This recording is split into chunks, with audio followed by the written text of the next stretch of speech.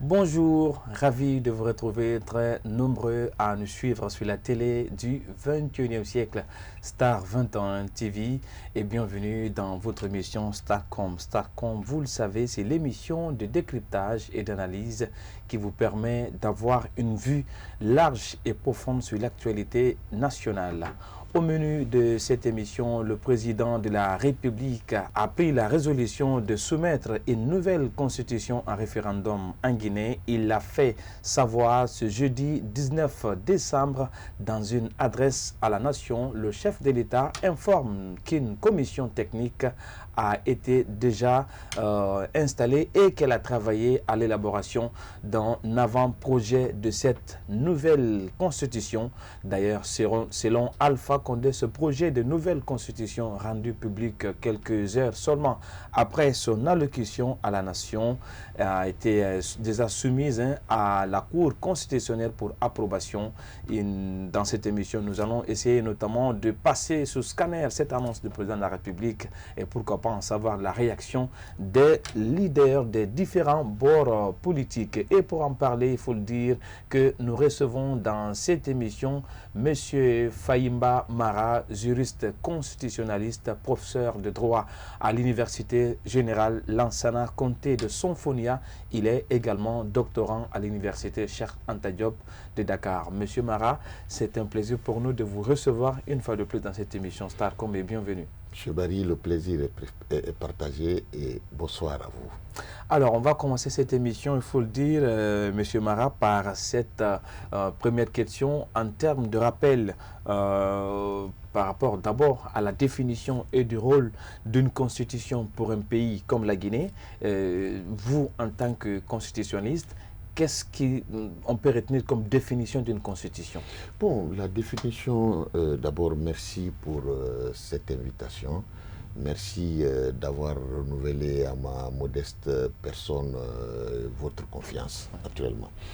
Vous savez, en termes de définition, la constitution, naturellement, si vous voulez, c'est l'acte, c'est cet acte principal, ou si vous voulez, c'est cette loi fondamentale qui définit, si vous voulez, les attributs de l'État, qui définit le statut de l'État, qui définit le statut des institutions de l'État, qui définit les rapports entre l'État et les citoyens, naturellement, qui définit également les droits des citoyens. Donc, grosso modo, voilà la définition de la Constitution. C'est ce qui fait que la Constitution, c'est, si vous voulez, c'est la loi fondamentale. Et si elle doit faire l'objet d'une élaboration ou d'une révision dans un pays, naturellement, c'est qu'elle doit être, à la lumière de cette définition que je viens de vous donner, elle doit être vraiment la préoccupation de tous les acteurs. Son processus d'élaboration doit être inclusif, autant pour moi, et participatif, c'est-à-dire personne ne doit être à la marge. Et il faut, si vous voulez, intéresser tout le monde, y compris le peuple, parce qu'en pareil cas, puisque au dernier moment, c'est le peuple qui doit se prononcer sur la validité de cette constitution-là. C'est pourquoi il ne faut pas élaborer cette constitution en dehors du peuple. Alors, parlons du rôle. Est-ce que c'est possible qu'un pays puisse s'en passer d'une constitution? Si possible ou pas possible, quelle est l'importance d'une constitution pour un pays? Parce que vous avez parlé de sa définition. Quel peut être le rôle et l'importance d'une constitution pour un pays? Non, mais ça, c'est-à-dire, dans un monde moderne, nous sommes au 21e siècle, si vous voulez.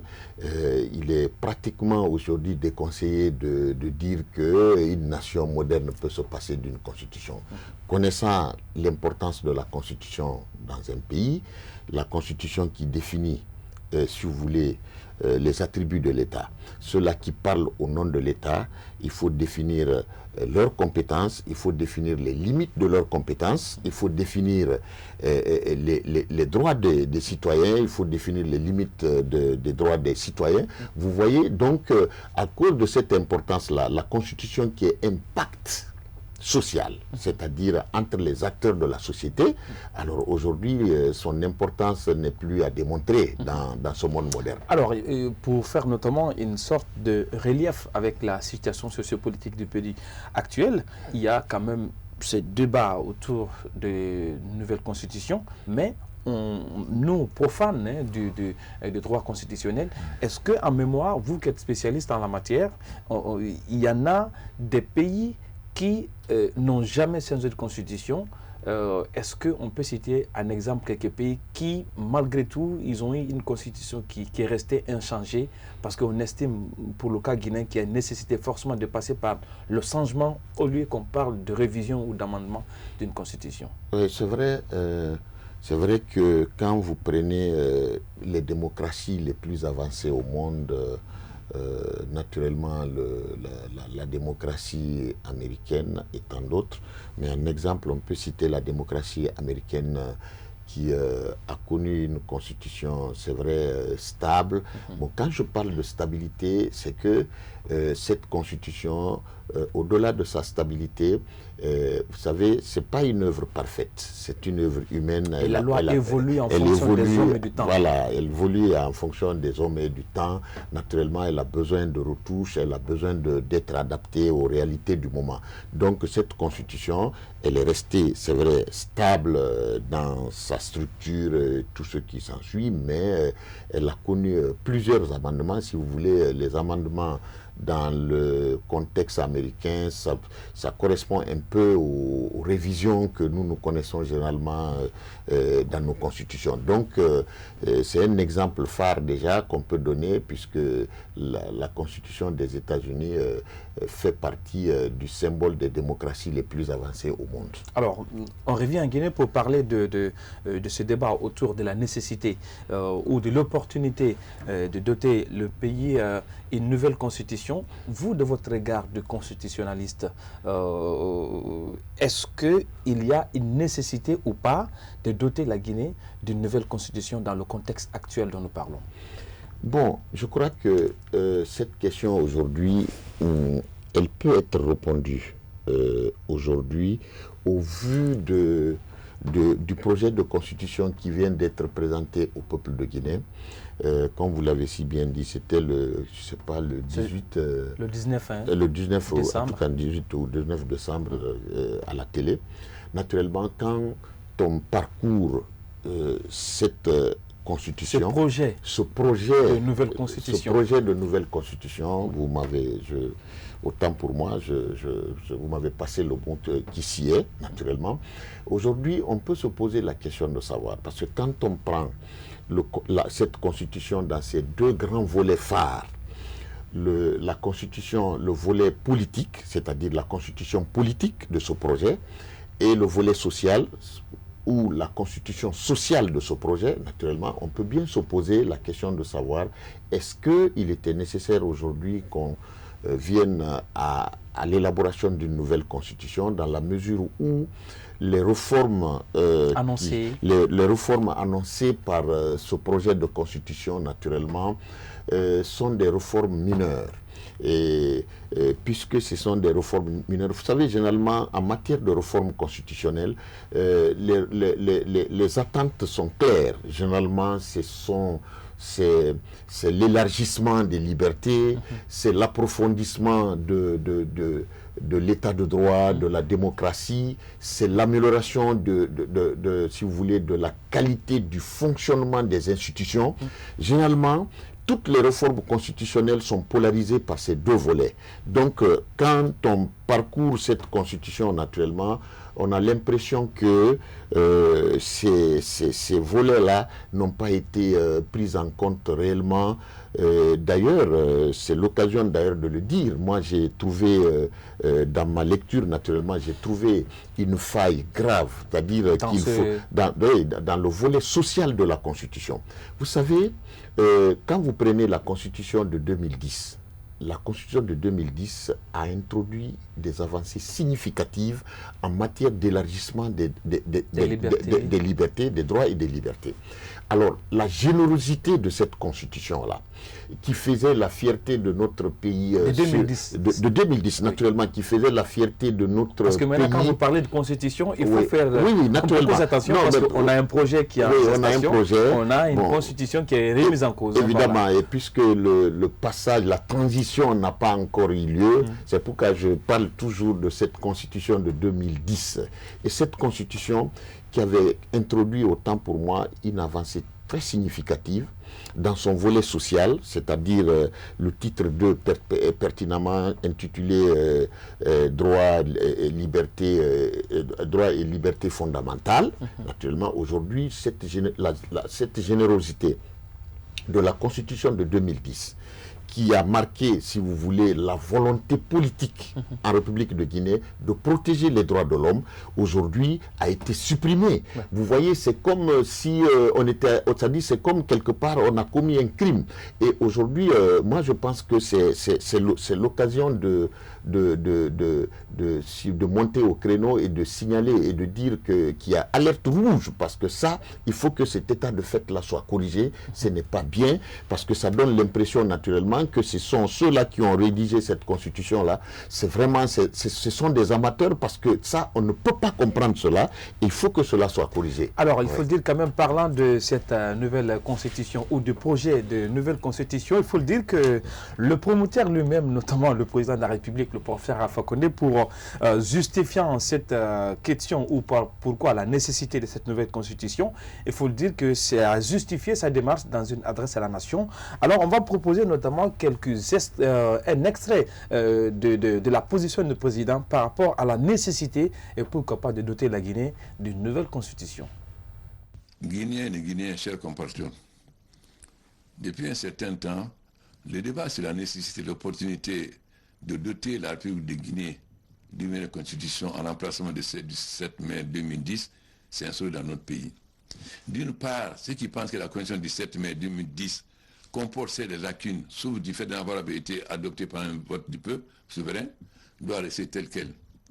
Avec que certains pensent qu'une révision de certaines dispositions en dehors de cette dite intangible peut l'adapter au contexte actuel. Et d'autre part, ceux qui pensent qu'il faille remplacer systématiquement la constitution du 7 mai 2010 par une nouvelle constitution, pour régler des lacunes et incohérences qu'elle comporte, la légitimer par le peuple souverain afin de construire des institutions et notre État. C'était le président de la République, le professeur Alpha Condé, qui justifiait sa démarche en ce qui concerne l'élaboration d'un nouveau projet de constitution pour la Guinée. Alors, à entendre le président de la République, quand même, aujourd'hui, même si vous n'êtes pas d'avis par rapport à la nécessité, aujourd'hui, au regard de ce qui se dessine dans le pays, est-ce que le fait qu'il y a deux bords ou deux blocs qui s'expriment pour et contre ne peut pas justifier cette démarche du président, M. Mara? Oui, je reconnais en tant que constitutionnaliste que la constitution de 2010 comporte des lacunes qui méritent d'être corrigées, qui méritent à la limite même d'introduire des innovations pour des besoins de l'heure. Alors, mais par rapport à cette réforme, cette nécessité d'adapter la constitution de 2010, et si vous voulez, de corriger ces lacunes-là, parce que simplement, il y a eu des dysfonctionnements qui ont menacé à un moment donné la stabilité de notre pays, la stabilité du régime politique de notre pays. Ça veut dire que quelque part, il y a des lacunes, il y a des insuffisances qui méritent d'être corrigées pour éviter cet état de fait. Mais pas vers le changement. Non, bon, évidemment, le changement, c'est vrai qu'il pouvait y avoir le changement, mais le changement, il fallait que, en ce moment qu'on nous présente un projet de constitution qui apportait des innovations, si vous voulez, des innovations projet, phares. Déjà, monsieur non, Mara. non, les innovations phares, on n'en a pas, et ça, je parle en connaissance de cause. Quand vous parcourez, naturellement, aujourd'hui, si vous prenez notre régime politique, moi, je vous dis aujourd'hui que notre régime politique est malade. Notre régime politique, on a pensé qu'avec cette alternative de l'élaboration d'une nouvelle constitution, naturellement, qu'on allait corriger cet état de fait, c'est-à-dire pour moderniser notre régime politique, sécuriser notre régime politique pour connaître les risques, pour éviter les risques d'instabilité qui hantent chaque fois notre régime politique. Et là, il fallait entreprendre des réformes phares, c'est-à-dire dans le cadre de la modernisation des partis politiques, naturellement, parce qu'aujourd'hui, ces partis politiques, dans leur structure, fonctionnement sur le terrain, avec tout ce qu'on voit, naturellement, si garde n'est pas pris, mais ça risque de défriter ou de rendre tout le temps, c'est-à-dire notre régime politique instable dans son fonctionnement. Alors, comme on l'a dit dans cette émission, chers téléspectateurs, c'est une émission consacrée essentiellement à cette adresse à la nation du président de la République, et nous passons sous scanner avec notre invité plateau. Il faut dire qu'on va marquer une courte pause avant de revenir désormais à voir notamment la réaction des différents bords politiques du pays suite à l'annonce du président de la République, mais également sur le contenu en termes de procédure qui a été suivie par le président de la République. Est-ce que la norme a été respectée? Toutes ces réponses, notamment, seront données dans la deuxième partie de cette émission. On marque une courte pause. On revient juste après.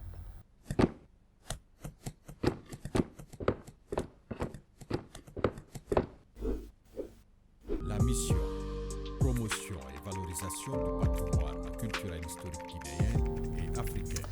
De retour sur ce plateau de l'émission Starcom pour cette deuxième partie de l'émission consacrée à l'adresse à la nation du président de la République, le professeur Alpha Condé, qui annonçait notamment le projet d'une nouvelle constitution qui serait déjà lancée pour l'approbation du peuple de Guinée.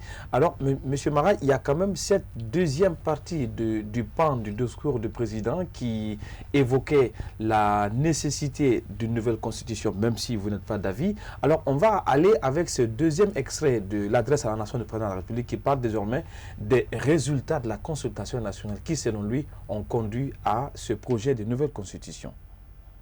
En tant que président de la République, chef de l'État, garant de l'unité nationale et de l'intérêt général, j'ai décidé de prendre en compte toutes les préoccupations exprimées en confiant au Premier ministre, chef du gouvernement, d'engager une vaste consultation de toutes les couches de la communauté nationale à l'effet de recueillir leurs préoccupations et avis sur la question de la Constitution. Des partis politiques, pas tous il est vrai hélas, des organisations de la société civile, des organisations de femmes et de jeunes, les représentants du secteur privé, les élus locaux et les membres de l'institution républicaine ont donné leur avis et même indiqué les axes d'amélioration d'une future Constitution pour notre État. Je saisis l'occasion ici pour remercier les uns et les autres pour leur apport très fructueux au débat, les divisions des enjeux d'une nouvelle loi fondamentale pour notre pays. Le président de la République, le professeur Alpha Condé, qui expliquait également sa démarche. Alors, certes que vous ne pouvez pas être d'accord par rapport à la nécessité, mais en termes de démarche, parce qu'il faut dire que le président de la République a d'abord ouvert les consultations nationales qui, selon lui, afin d'obtenir notamment les avis des Guinéens sur ce projet de nouvelle constitution. Que dites-vous de ces consultations alors, M. Mara? Bon, M. Barry, je voulais d'abord corriger, et si vous voulez, cet état de fait. C'est-à-dire, quand vous dites que je ne suis pas d'accord avec la nécessité d'élaborer une nouvelle constitution, pas que je ne suis pas d'accord. J'exprime, si vous voulez, ma contradiction par rapport aux réformes présentées. Contenu, voilà, le contenu, c'est pas quand la démarche. Non, la démarche. Mais la nécessité. Non, la démarche, on en viendra. Mais quand vous prenez le contenu, vous voyez les réformes qui sont annoncées. C'est que tout à l'heure, en tant que constitutionnaliste, naturellement, moi je trouve que la mobilisation du pouvoir constituant originaire n'était pas nécessaire pour, si vous voulez, porter les réformes de ce genre. Okay. Moi, je trouve que les réformes sont mineures.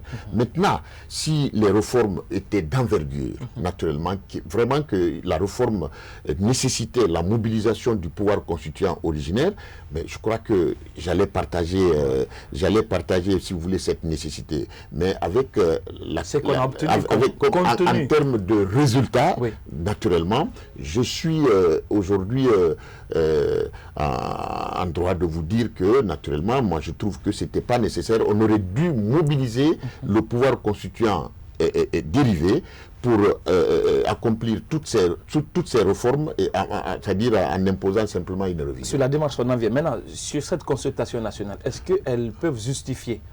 Bon, vous savez... Parce qu'il faut dire quand même que même cette consultation nationale, elle a été un peu, étouffée par le président de la République, parce qu'à partir du moment où il ne s'était pas achevé, il avait lancé un appel à ses militants. Oui, bien sûr. Vous savez, nous sommes dans la procédure d'élaboration de ce projet de constitution qui nous a été présenté tout dernièrement. Vous savez, en pareil cas, je crois que la forme, ce n'était pas la bonne forme. C'est-à-dire, aujourd'hui, nous sommes dans une démocratie et nous voulons forger, si vous voulez, l'image et le respect de notre démocratie à la face du monde. Et en pareil cas, je crois qu'il y a des procédures d'élaboration démocratique qui sont universellement connues. Et aujourd'hui, on aurait dû emprunter cette voie-là pour éviter, à cause du contexte que nous connaissons aujourd'hui, je ne vous apprends rien, nous sommes dans un contexte très agité, c'est-à-dire dans un contexte d'instabilité politique. Naturellement, les acteurs de la scène politique ne se font pas confiance, il y a tellement d'instabilité, il y a tellement de revendications.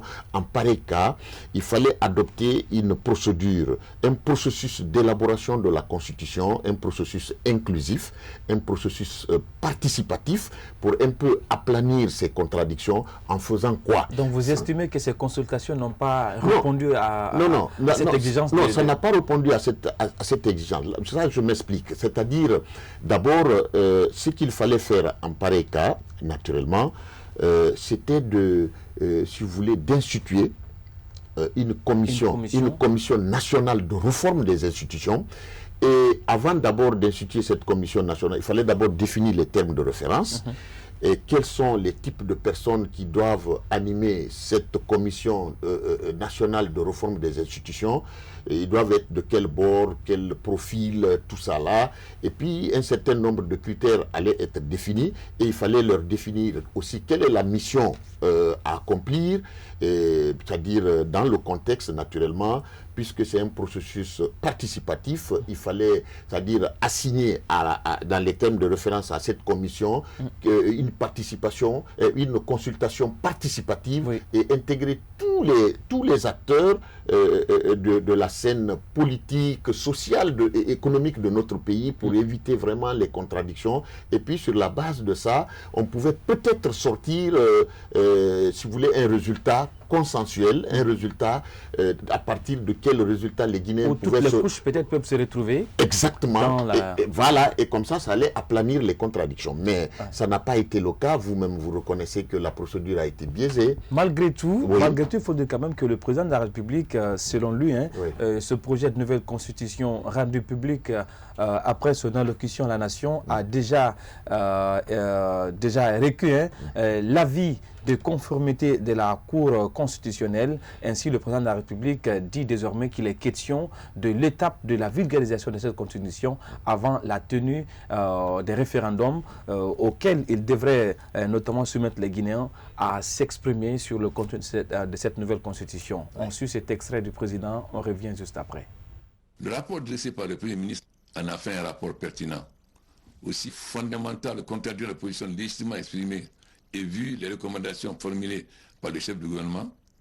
J'ai instruit le ministre de la Justice, garde des Sceaux, en charge des relations avec les institutions républicaines, de prendre les dispositions pour élaborer un projet de constitution dans le sens des recommandations faites par l'ensemble des acteurs ayant pris part aux consultations. Par ce mécanisme, j'ai engagé le processus d'élaboration d'une nouvelle constitution en tirant les leçons de notre passé politique et institutionnel et en permettant à notre nation de faire face aux défis des temps présents et futurs. La commission technique qui a travaillé sous la conduite du ministre de la Justice a produit un avant-projet de constitution qui m'a été remis. Comme l'exige la Constitution du 7 mai 2010, j'ai saisi le président de l'Assemblée nationale d'une demande d'avis consultatif sur le texte de l'avant-projet de constitution, dont copie leur a été envoyée à cet effet. Après avoir reçu l'avis favorable du président de l'Assemblée nationale, j'ai saisi la Cour constitutionnelle d'une demande d'avis de conformité de la démarche aux exigences de la procédure prévue par les dispositions de la Constitution. Il était annexé à cette demande une copie de l'avant-projet de constitution et une copie de l'avis favorable du président de l'Assemblée nationale. Après examen du projet de constitution par la Cour constitutionnelle et réception de l'avis conforme de celle-ci, j'ai décidé de rendre public le contenu du texte. Ce projet fera l'objet d'une large vulgarisation avant son adoption par le peuple souverain. Il faut dire que sur la question de cette procédure suivie par le président de la République fait débat dans la cité. Alors, il y a quand même cette annonce du président de la République par rapport à ce projet de nouvelle constitution.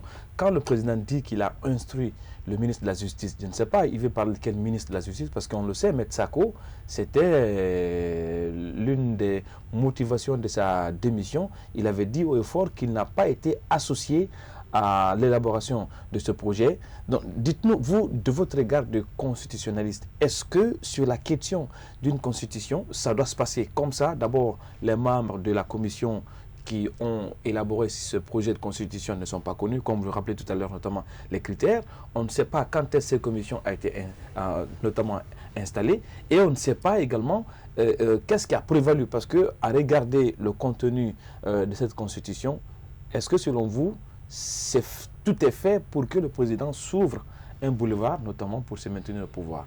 Non. Vous comprendrez, parce que tout à l'heure, nous venons de suivre le président de la République, mais regardez cette procédure. Le fait d'instruire au ministre de la Justice, garde des Sceaux, d'élaborer... Il pèse ces mots, voilà, j'ai instruit. J'ai instruit. Il a instruit. Et je ne vous apprends rien. Depuis juin ou juillet 2019, naturellement, vous n'êtes pas sans savoir que la rumeur courait déjà dans la cité, oui, qu'il y avait un projet de constitution qui était déjà dans les tiroirs du gouvernement. C'est qui a été toujours nié par l'État. Oui, ça a été nié, mais nous avons eu la preuve tout dernièrement qu'il y avait effectivement ce projet de constitution qui était gardé. C'est vrai que cette fois-ci, les rumeurs ont toujours... vous savez, dans notre pays, malheureusement, c'est culturel chez nous, mais les rumeurs ne sont jamais passées à côté de la vérité, ouais, en Guinée. Ouais. C'est-à-dire, la rumeur a persisté, mais après, la réalité du moment a donné raison à la rumeur, parce que effectivement, nous avons compris que ce projet de constitution était déjà dans les tiroirs du gouvernement. Donc, celui qui est parti n'a pas voulu porter sur lui la responsabilité de présenter un tel projet à la nation, naturellement. Auquel il n'était pas associé. Et voilà, auquel il n'était pas associé. Et la preuve, honnêtement, il ne pouvait pas accepter de s'associer à un tel projet dans la mesure où c'est vrai que le peuple ne se retrouve pas aujourd'hui dans les réformes de ce projet de constitution. Parce que les réformes auxquelles le peuple s'attendait, les réformes phares qui sont aujourd'hui nécessaires et qui peuvent aider le développement de notre pays, qui peuvent aider la stabilité de notre régime politique, qui peut sécuriser et moderniser notre régime politique, ne se retrouvent pas dans les articles de ce projet de constitution. Donc, quelque part, puisqu'il n'a pas été associé, et on a la preuve aujourd'hui que cette constitution-là a été bâtie, si vous voulez, c'est sorti des moules pas des grands spécialistes, mais franchement des amateurs, parce qu'il y a des volets naturellement, si on vous fait le commentaire, vous prenez la tête. Donc ça, il y a de quoi que le sortant, refuse de porter cette responsabilité. Et celui qui est venu, c'est vrai, la solidarité gouvernementale l'amène aujourd'hui à porter le chapeau, mais dans les conditions normales, moi, je vous avoue franchement que lui-même n'a pas été associé à cet état de fait. La preuve, c'est que quand vous prenez ce projet de constitution, c'est que il a été simplement mis devant le fait accompli. Alors, mais parlant de ce projet, voilà. Monsieur Mara, qu'est-ce qui a changé fondamentalement, qui a arrêté une nouvelle? Parce que moi, quand même, juste à regarder les grandes particularités singulières, c'est qu'il y a le mandat du président qui passe désormais. Voilà, et naturellement. C'est-à-dire, quand vous prenez les réformes phares de cette constitution, naturellement, c'est-à-dire, vous comprendrez que la préoccupation principale n'était pas dans le cadre de l'élargissement des libertés, ce n'était pas non plus dans le cadre de la modernisation de notre régime politique. Ni de la féminisation, parce que ça a été l'argument principal. Bon, d'accord, tout ça, ça fait partie de la modernisation de notre régime politique. Oui. C'était ça l'objectif, mais voilà, l'objectif là n'a pas été atteint. Mais on a compris que l'objectif principal, c'est que c'était l'augmentation de la durée, pas le nombre, mais de la durée du mandat. Oui. Ça, c'est un aspect phare de la réforme. Qui passe désormais de 5 ans à 6 ans. Et ça, d'ailleurs, ça sort l'armature constitutionnelle des standards démocratiques, naturellement, parce que, c'est-à-dire quand vous quittez le quinquennat dans les conditions normales, allez dans le septennat, parce que dans un pays comme le nôtre, naturellement, le septennat se justifie. C'est-à-dire, techniquement, on peut défendre que la Guinée, aujourd'hui, opte pour le septennat. Bon, mais la preuve que ceux-là qui sont les rédacteurs de cette constitution-là, quelque part, il n'y avait pas tellement de techniciens dans le groupe. De maturité. Voilà, il n'y avait pas de maturité. Sinon, ils devraient partir à l'extrême. Si ils ont choisi d'augmenter la durée du mandat, au lieu de 6 ans, pour garder l'armature constitutionnelle dans les standards démocratiques, on devrait, si vous voulez, aller dans le septennat carrément. Et là, c'était vraiment respectable, on pouvait défendre, parce que juridiquement et techniquement, franchement, ça peut être défendu. Moi, vous me mettez sur un plateau de télévision, je peux défendre cet état de fait. Bon, maintenant... il y a également cette liberté que le président, selon cette nouvelle constitution... Oui, il y a peut-être aussi... Par rapport à la nomination du président de la Cour constitutionnelle. Un autre aspect de la réforme aussi, c'est peut-être l'intégration africaine. Voilà, ce projet de constitution met un accent particulier sur la coopération africaine. Ça, c'est un aspect positif, il faut le reconnaître. Bon, le second aspect, et le troisième aspect que vous venez d'évoquer, c'est la réforme de la Cour constitutionnelle, la réforme initiée au niveau de la Cour constitutionnelle, et précisément sur le mode de désignation des membres de la Cour constitutionnelle. Et ça, on comprend tout à l'heure que simplement le but ici, ce n'est pas de garder l'équilibre que la Cour constitutionnelle a toujours révélé. Aujourd'hui, si ce projet-là passait, c'est que ce soit lui, le président Alpha Condé, ou un autre, s'il passait, et voilà, si c'est maintenu en l'état, naturellement, c'est que la présidence va avoir une mainmise totale sur la Cour constitutionnelle, parce que à l'intérieur de la Cour constitutionnelle, les décisions se prennent par vote. Alors, regardez si le président désigne 2, l'Assemblée désigne 3. En général, en Afrique. Et il y a 9. Oui. Alors, les 5 sont du bord de la mouvance. Les 4 autres vont venir des autres bords. Vous voyez ce que ça fait. C'est facile de faire passer toutes sortes de volontés politiques qui vont estimer de faire passer. Voilà. Donc, vous voyez, si d'ailleurs on est venu, ce que vous ne savez pas, si on est venu d'ailleurs dans le cadre de de l'élaboration d'une nouvelle constitution, je crois que quelque part, c'est dû au fait que si on restait dans le cadre d'une révision constitutionnelle, c'est que le projet-là allait être bloqué par la Cour constitutionnelle. Ça ne pouvait pas passer. Ouais. Et maintenant, puisque la Cour constitutionnelle, elle a donné sa carte blanche, parce que la Cour constitutionnelle n'a pas pour fonction de contrôler la conformité d'une constitution à une autre, mais plutôt la conformité des lois à la Constitution.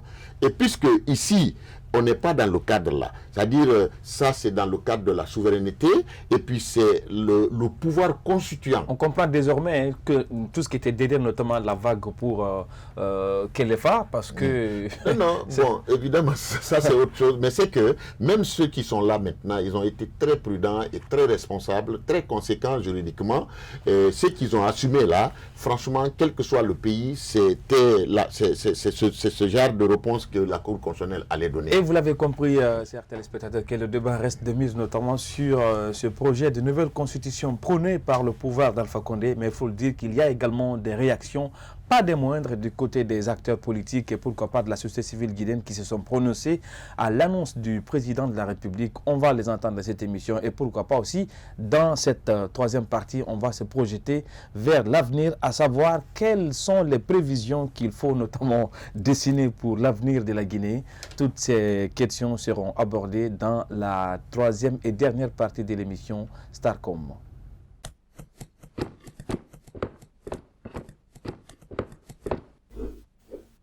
La mission, promotion et valorisation du patrimoine culturel historique guinéen et africain.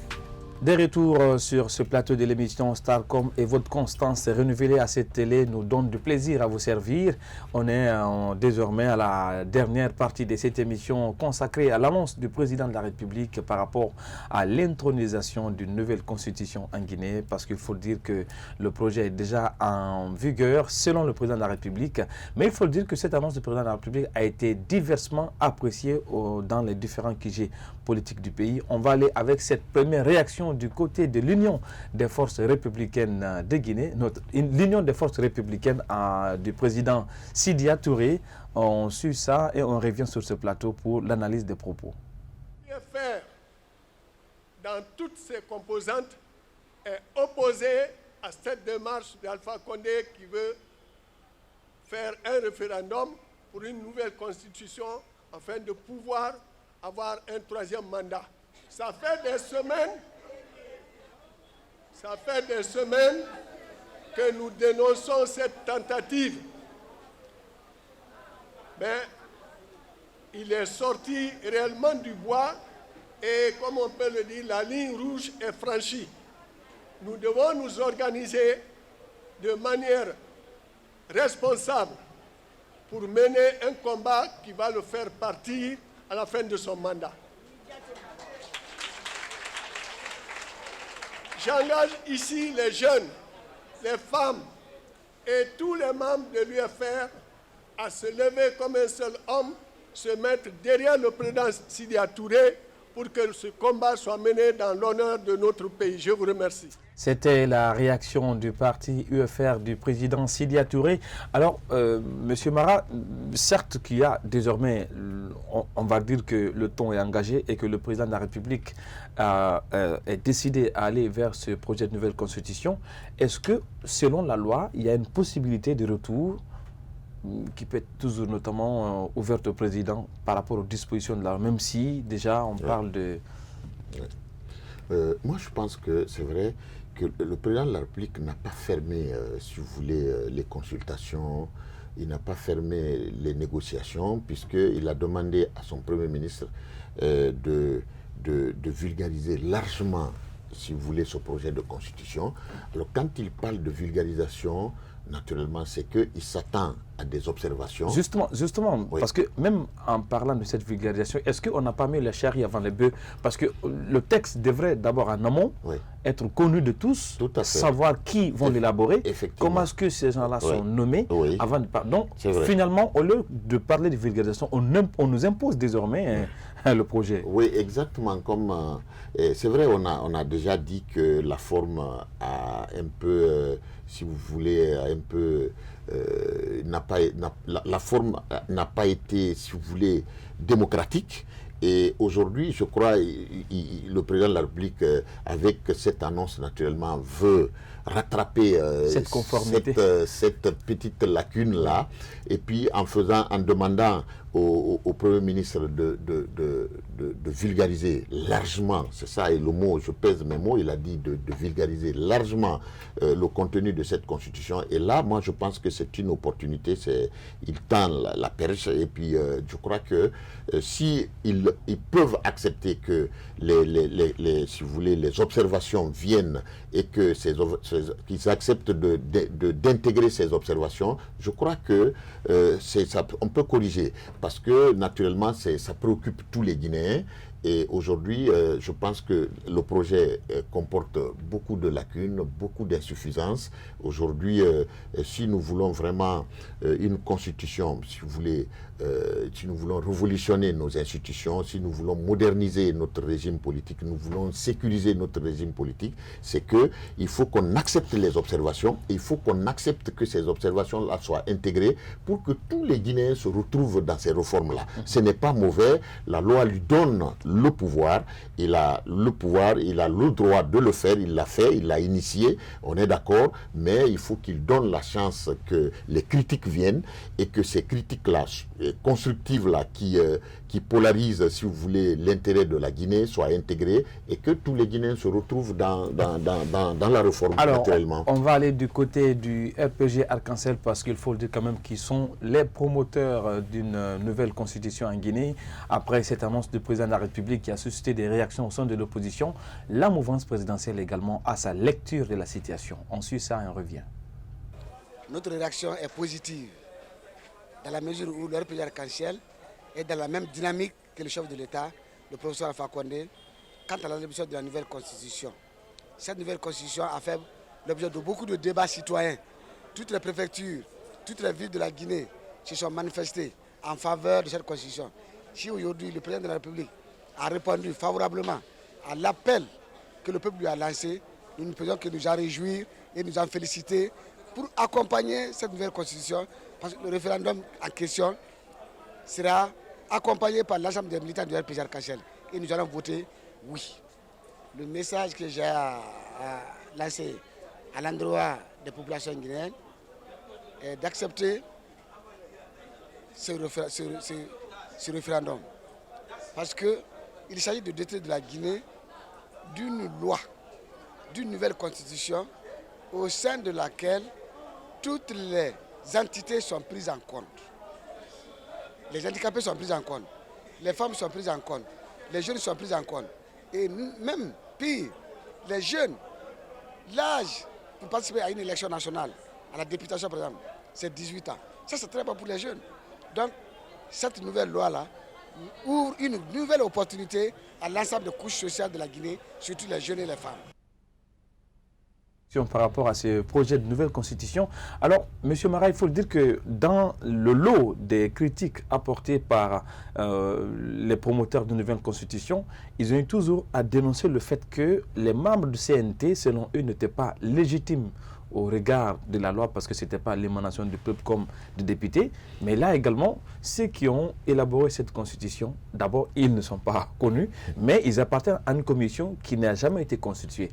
Qu'est-ce que ça vous inspire tout cela? Voilà, et je crois que ça vient entamer la procédure d'élaboration démocratique de la constitution dans un monde moderne naturellement, qui est inacceptable. Aujourd'hui, c'est vrai, tout ce qu'on a reproché à la Constitution de 2010 est en train d'être intégré et accepté dans ce projet de Constitution. Parce que aujourd'hui, nous n'avons pas connu, on ne connaît pas le profil des rédacteurs de cette Constitution. Et ça se voit dans le texte. Ça se voit dans le texte, parce que à l'entame de cette émission, je l'ai dit, que la plus grande innovation introduite par la Constitution de 2010 a été supprimée par ce projet de Constitution. Mais c'est un coup de grâce. Et puis ça, c'est grave.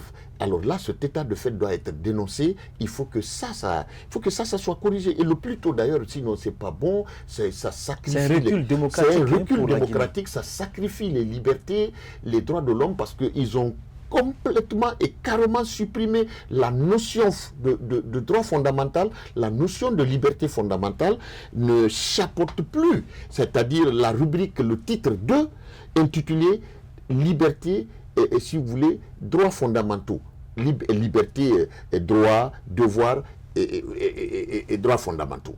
Alors ça, c'était l'intitulé de la Constitution de 2010. Quand vous prenez ce projet de Constitution, c'est intitulé Liberté, droits et devoirs.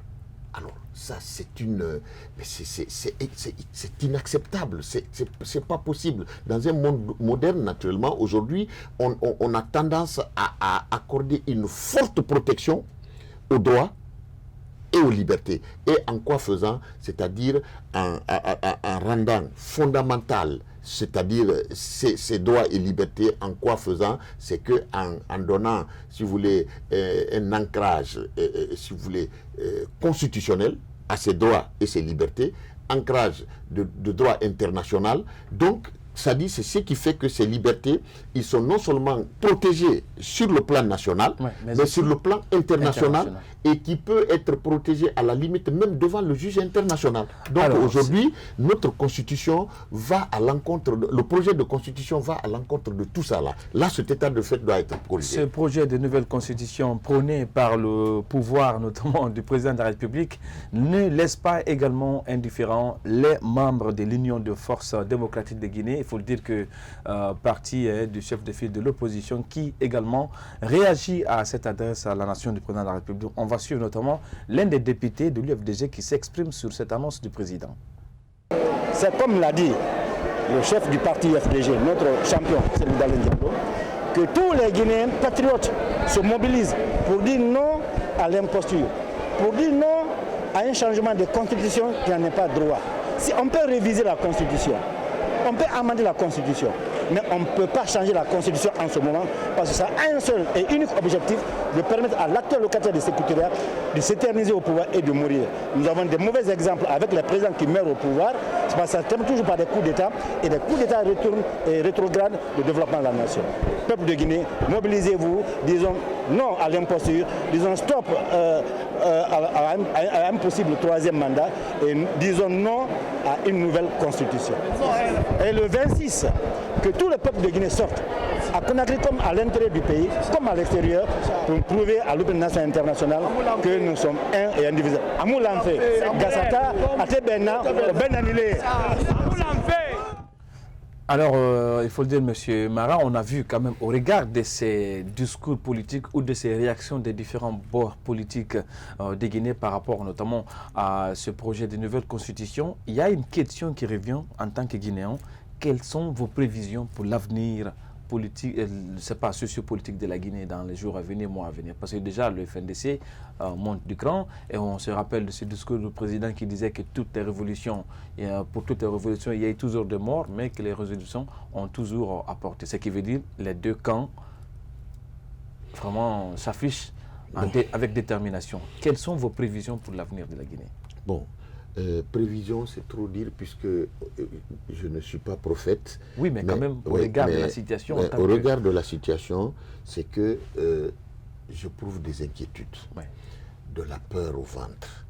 Parce que si vous vous rappelez naturellement, ça a toujours été notre combat, nos interventions dans les médias et même en tant qu'universitaire, les tribunes que nous avons voulu, si vous voulez, écrire et puis présenter dans le cadre de la sensibilisation pour éclairer les lanternes, c'est qu'on voulait que les Guinéens, tous bords confondus, soient mobilisés autour, c'est-à-dire de cette réforme constitutionnelle, pour apaiser le climat politique, pour apaiser cette tension sociale aujourd'hui qui règne, et qu'à l'occasion, c'est-à-dire qu'on intègre toutes les préoccupations des Guinéens de tous bords, et comme ça là, que tous les Guinéens se retrouvent dans cette réforme-là, et pour que nous puissions vraiment aller vers un processus apaisé dans l'intérêt de la Guinée. Ça a été toujours notre souci. Mais puisque la forme qu'il fallait pour que les tensions soient aplanies n'a pas été respectée, malheureusement, par les décideurs du pays. Et aujourd'hui, on est encore dans l'impasse et on se demande qu'est-ce qui va se dessiner naturellement les jours à venir. Mais il faut appeler quand même tous les acteurs au calme, naturellement, puisque aujourd'hui, la Guinée a besoin du développement.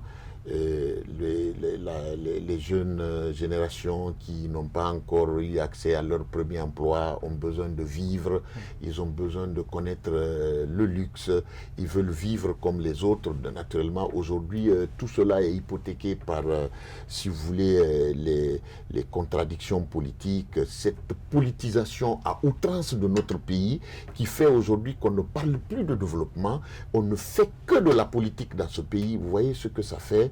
Donc, franchement, franchement, mettons-nous au-dessus de ça, c'est-à-dire il faut que nous acceptions de revenir sur la terre guinéenne, cette terre bénie de la Guinée, et vraiment garder selon c'est-à-dire le combat des dévanciers, hein, depuis Samori Touré, en venant à la Première République, tout ça là. C'est eux qui nous ont montré cette République-là. C'est eux qui ont mis à notre disposition ce bijou-là. Donc, eux, ils n'ont pas détruit ces bijoux. Mais pourquoi nous, on ne le tient pas bien, pour que nous aussi, à notre tour, pour que nous puissions léguer à la génération montante, naturellement, ou à la génération future. Et aujourd'hui, franchement, c'est compliqué, mais les mots me manquent. On a compris hein, dans votre voix hein, l'inquiétude qui règne, hein, pourquoi pas, parce qu'aujourd'hui, il faut le dire, pour tout Guinéen qui sait le parcours de la Guinée, forcément appelé à s'inquiéter pour l'avenir du pays. Mais ce n'est que partie remise, car il faut le dire que dans cette émission, nous aurons, pourquoi pas, des acteurs, notamment de la crise sociopolitique de Guinée, pour un peu parler des actions à suivre en ce qui concerne notamment l'annonce faite par le président de la République, chef, le professeur Alpha Condé. Alors, il faut rappeler que nous avions comme invité dans cette émission M. Fayimba Mara. Je rappelle qu'il est juriste constitutionnaliste, professeur de droit public à l'Université générale Lansana Conté de Sonfonia, mais il est également doctorant à l'Université Cheikh Anta Diop de Dakar. Il ne me reste qu'à vous dire, vous téléspectateurs qui avez pris votre temps à nous suivre, merci pour votre constance renouvelée à la télé du 21e siècle. Mais j'ai dit, restez connectés à la télé du 21e siècle, car le meilleur reste à venir.